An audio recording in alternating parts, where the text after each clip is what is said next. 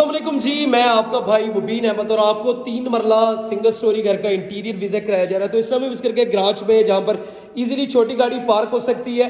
इसके साथ ही गराज में आपको ऊपर स्टाइल में किचन तैयार किया जा रहा है, जिसके कैबिन अभी बनने वाले वो बनाकर दिए जाएंगे और स्टेयर्स पर अभी स्टील का जंगला लगेगा।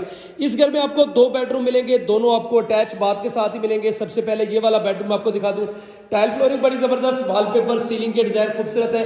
और ये इस घर का जो है आपका पहला वॉशरूम, जिसमें सीट की ऑप्शन है। अभी इस घर में काम रहते हैं, सफाई वगैरह जैसे सेंट्री के काम वगैरह भी अभी रहते हैं, वो इंशाल्लाह आपको करवा के दी जाएंगे।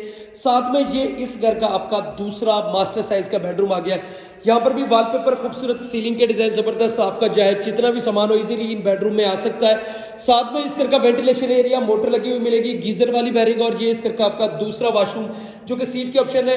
बेसिन शावर अभी लगने वाले, इंशाल्लाह लगा कर दिए जाएंगे।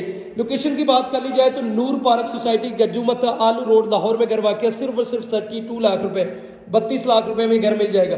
बाकी मजीद डिटेल, मजीद मालूमात के लिए चैनल सब्सक्राइब करें और फोन पर रब्ता करें।